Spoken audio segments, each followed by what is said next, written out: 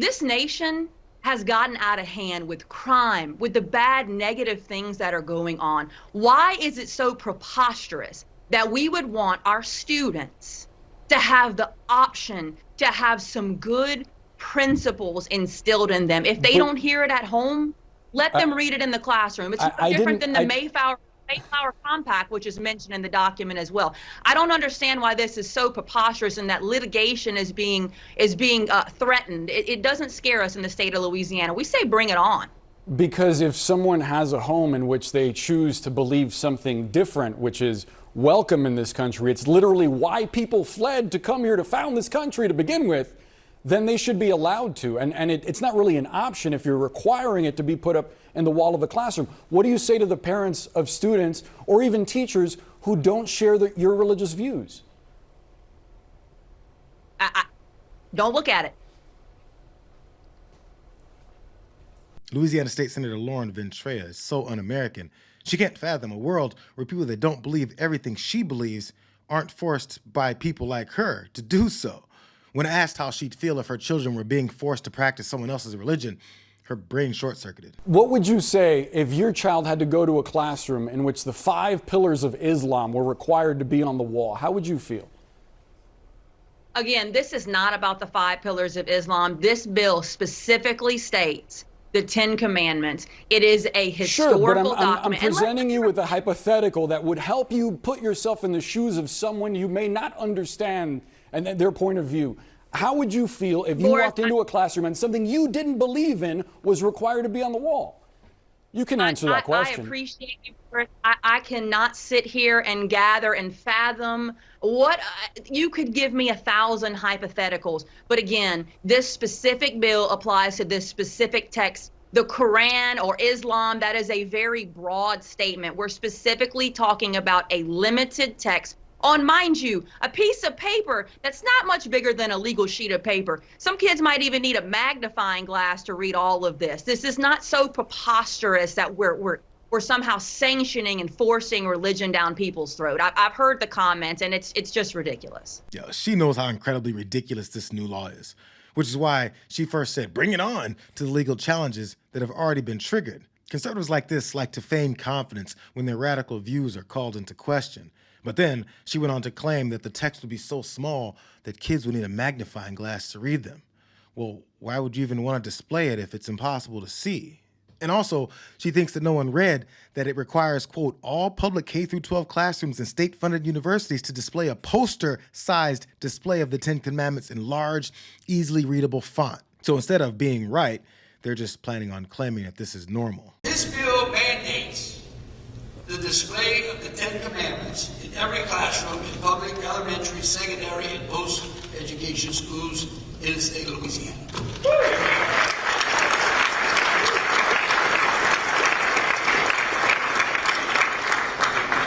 Because if you want to respect the rule of law, you got to start from the original lawgiver, which was Moses. All right. That's right. He got his commandments from God. All right. I think these radical Christians need to start paying attention to God's signs all around them. Did you notice the little girl faint as this piece of garbage happily signed the bill? Education schools in the state of Louisiana.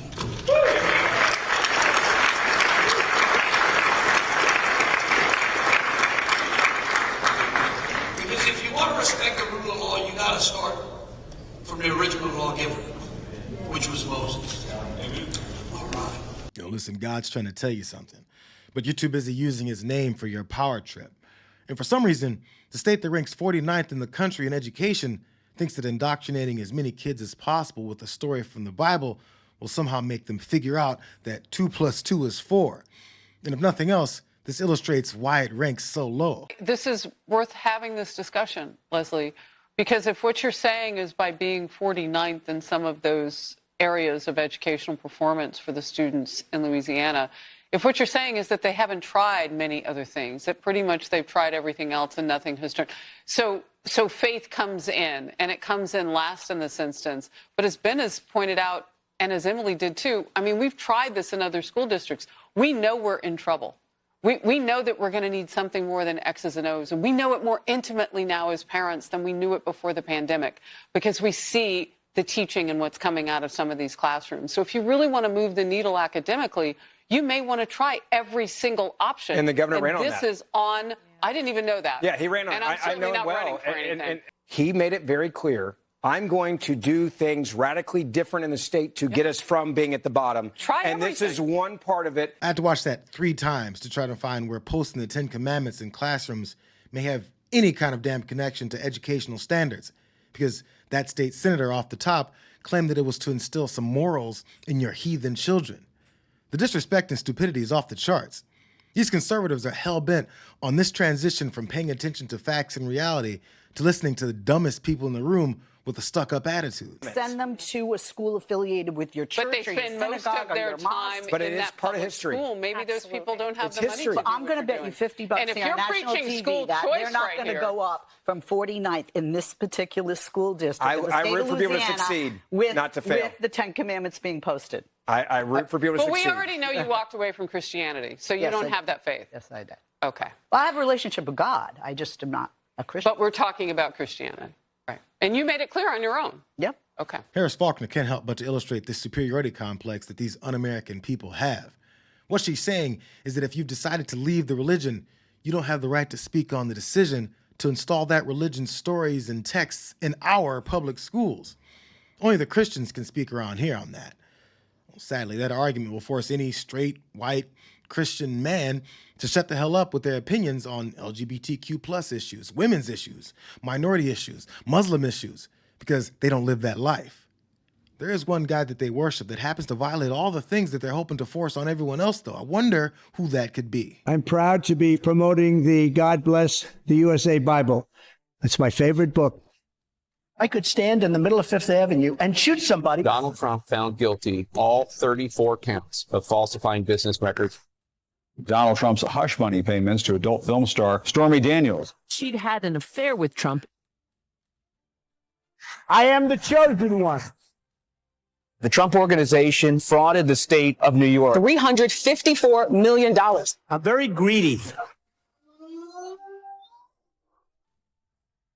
We must make America pray again. How stupid are the people of the country to believe this crap? The MAGA Messiah breaks their laws every day. But we already know this has nothing to do with the religion that they're using to gain power. Just like the authoritarians before them, the target is everyone's children. And they have the most access to your kids at school. This one lady, Michelle Morrow, is running for superintendent of K-12 schools in North Carolina. I mean, if you're not a follower of Christ, you are worshiping Satan. I mean, there's no middle ground. I will say this. In most communities, so few people vote in local elections that if 2 churches would get together, in a school board election, you would own the school board. These are the kinds of people that are obsessed with getting their hands on everyone else's kids, hoping to turn them into whatever they deem acceptable while dismissing your family structure. All that talk about protecting families has nothing to do with families. It's about control and fulfilling their weird vision of obedient Christian workers with no opinion of their own. Kids are only useful to them if they can manipulate them. It's really some creepy shit. It's proven by how much they harp on your kids reading the 10 Commandments in school, but have no concern about their lives when gunmen show up to literally murder them. 19 kids are dead. 19 children are dead. And so to my Republican colleagues, I ask, who are you here for? Are you here for our kids, or are you here for the killers? Because if you were here for the kids, you would do all you could to protect the next school shooting that's about to happen. And we know what's going to happen in America. You would vote to raise the age on purchasing an assault rifle. You would vote to ban high-capacity magazines. You would vote to require safe storage. And you would vote to address ghost guns, which are ravaging communities across America. But if you're here for the killers, you would do everything to make it easier for the next school shooting to happen. And Mr. Jordan, to say we are trying to dramatically change the country, if trying to make sure that no more kids are put in the ground with a Superman coffin means dramatically change the country, guilty. That's why we're here. Kids are going in the ground today, and you call that trying to dramatically change the country. Why aren't you trying to dramatically change the number of dead kids going into the ground, Mr. Jordan? Who are you here for, the kids or the killers?